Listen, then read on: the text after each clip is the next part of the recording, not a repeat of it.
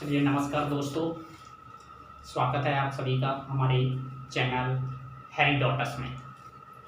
तो आज हम बात करते हैं मध्यकालीन भारत की।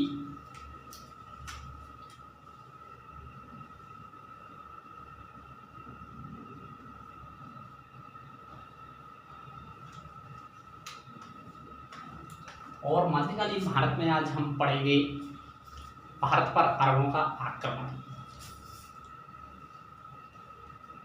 भारत पर अरबों का आक्रमण।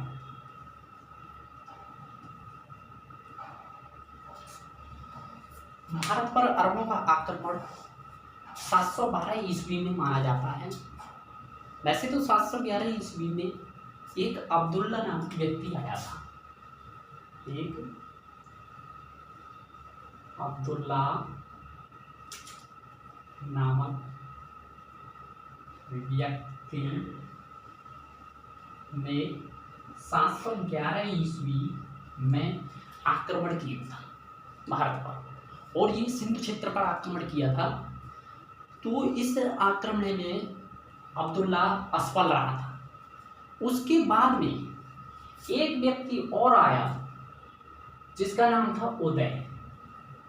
उदय नाम का व्यक्ति एक और आया था जिसने भी 711 ईस्वी में आक्रमण किया था भारत पर, और ये इसमें असफल रहा। ये भी असफल रहा था 711 ईस्वी में। उसके बाद 712 ईस्वी में मोहम्मद बिन कासिम आया, जो ईरान के एक गवर्नर ने भेजा था। मोहम्मद बिन कासिम आया। ये आया था 712 ईस्वी में। 712 ईस्वी में ये आया था और इसने भारत पर आक्रमण किया था सिंधु के क्षेत्र पर। जब सिंधु के क्षेत्र पर इसने आक्रमण किया, उस टाइम सिंधु के क्षेत्र पर हमारे इंडिया के जो शासक थे उनका नाम था दाहिर। दाहिर का शासन था। ये बहुत इंपॉर्टेंट क्वेश्चन है। ये पूछते हैं कि जब मोहम्मद बिन कासिम आया था तो उस टाइम भारत का शासक कौन था, तो हम याद रखेंगे दाहिर। एक बार हम मैप के माध्यम से सुनते हैं।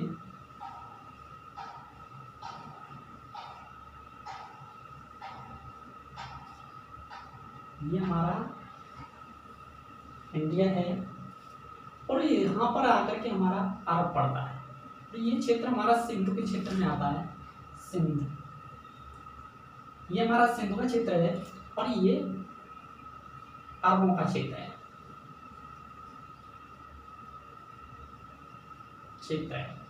यहाँ से जब ये अरब आए थे तो इन्होंने सिंधु के क्षेत्र पर आक्रमण किया। सिंधु के क्षेत्र पर आक्रमण किया और हमारा सिंधु का क्षेत्र कब्जा लिया। जब ये अरब सिंधु के क्षेत्र पर आए थे तो इन्होंने सिंधु को हिंद बोला था।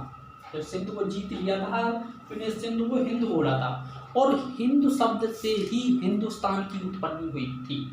अब कहते हैं कि भारत को हिंदुस्तान बोलते हैं। हिंदुस्तान की उत्पत्ति यहीं से हुई थी, सिंधु के क्षेत्र थी। वो अरबों ने सिंधु को हिंदू कहा। तो मोहम्मद बिन कासिम का मेन पर्पज ये था इंडिया के अंदर आना, कि इंडिया से लूटपाट कर धन ले जाना और इंडिया में इस्लाम धर्म का प्रचार प्रसार करना। अरब जो वासी थे, अरब वासी जो धर्म इस्लाम धर्म के प्रचारक थे, वो जिस क्षेत्र में जाते थे वहाँ अपना इस्लाम धर्म का ही प्रचार प्रसार करते थे। तो मोहम्मद बिन कासिम ने यहाँ पर इस्लाम धर्म का प्रचार किया था। इस्लाम धर्म का प्रचार किया।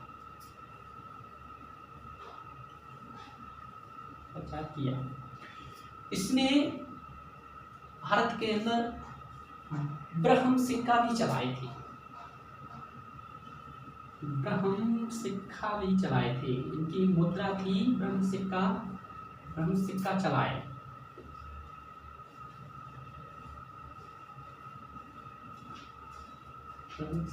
सिक्का चलाया। दूसरा इसने एक कर लगाया था जिसका नाम था जजिया कर। जजिया कर हमारे भारत के अंदर पहले अरबों के क्षेत्र में ही लागू हुआ था जजिया कर। बाद में मुगल वंश में भी जजिया कर लगा था, जो औरंगजेब ने लगाया था। तो जजिया कर, जजिया कर, आइए समझते हैं हम जजिया कर। जजिया कर होता क्या चीज़ है? जजिया कर वो एक कर था जो हमारे भारत के अंदर इस्लाम धर्म को नहीं मानते थे लोग, इस्लाम धर्म का पालन नहीं करते थे, तो उन पर एक टैक्स लगाया जाता, और इस्लाम धर्म का पालन न करने वाले पर जो टैक्स लगाया जाता उस टैक्स का नाम ही जजिया कर था। ये हमारा जो जजिया कर था वो इंग्लिश टैक्स का ही नाम था। तो इन्होंने जजिया कर भी चलाया। अब बात करते हैं कि इस्लाम धर्म की उत्पत्ति कैसे हुई थी। इस्लाम धर्म की उत्पत्ति, तो इस्लाम धर्म की स्थापना हजरत मोहम्मद शाह ने की थी, और इन्होंने हजरत मोहम्मद शाह का जो जन्म था वो 570 ईस्वी में मक्का नामक स्थान पर हुआ था, और मोहम्मद शाह ने 610 ईस्वी में ज्ञान की प्राप्ति की। ये ज्ञान की प्राप्ति एक गुफा में हुई थी मोहम्मद हजरत शाह को। तो इन्होंने 24 अक्टूबर, कितने, 24 अक्टूबर 622 में मक्का से मदीना की यात्रा की थी, मदीना की यात्रा की थी। और इनकी जो मृत्यु थी वो 632 ईस्वी में हुई थी। तो हम मानते हैं कि इन्होंने हजरत मोहम्मद शाह ने इस्लाम धर्म की स्थापना की, इस्लाम धर्म का संस्थापक माना जाता है। जब मोहम्मद शाह के मरने के बाद जिसने जो धार्मिक प्रवृत्ति अपनाई, जो धार्मिक प्रचार किया, उसको खलीफा के नाम से जाना जाता था। आजकल खलीफा हमारा पॉलिटिक्स से भी जुड़ चुका है, राजनीति से भी। तो बाद में इस्लाम धर्म 2 भागों में बट गया। कितने भागों में बटा था? 2 भागों में। इस्लाम धर्म के 2 भाग थे। नंबर 1 शिया और नंबर 2 सुन्नी। 2 भाग थे, शिया और सुन्नी। जैसे तुमने देखा होगा कि जैन धर्म में 2 भाग हो गए थे, दिगंबर और श्वेतंबर। वैसे ही बौद्ध धर्म में भी 2 भाग हो गए थे, और बाद में इस्लाम धर्म में भी 2 भाग हो गए थे। तो मोहम्मद शाह ने अपने समय में लास्ट टाइम पे 5 शिक्षाएं भी दी थी, 5 शिक्षाएं दी थी। और उनमें 5 शिक्षाओं में नंबर 1 शिक्षा थी कलमा। कलमा एक शिक्षा थी। दूसरी शिक्षा थी नवाज हमें दिन में 5 बार पढ़नी चाहिए। तीसरी की शिक्षा थी रमजान, जो साल में 1 बार आता है, जिसको हमारे कुछ प्रचारक हैं वो मानते हैं, मतलब 28 दिन का होता है, 1 महीने का होता है, जो भी है। तो उसके बाद में एक शिक्षा दी थी जकात भी एक कर के तरीका का है। जकात जो है वो एक टैक्स मानो, जैसे जजिया कर था। जजिया कर में इस्लाम धर्म को न मानने वालों पर टैक्स लगेगा। ऐसे ही जकात में क्या था कि जकात में जो लोग इस्लाम धर्म को मानते थे उन पर ये टैक्स लगता था। उनकी जो सैलरी थी, सैलरी का 1/2 भाग उन्हें टैक्स के रूप में देना होता था जकात के अंदर। 5वां था हज।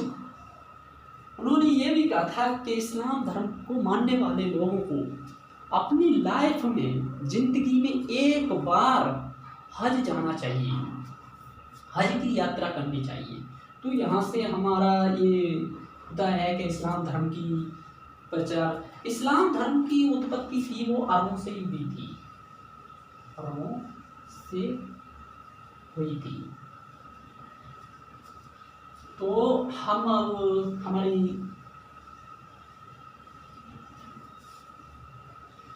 हम अपनी वीडियो को यहीं विराम करते हैं और नेक्स्ट वीडियो में हम मोहम्मद गजनवी के बारे में बताएंगे, बात करते हैं।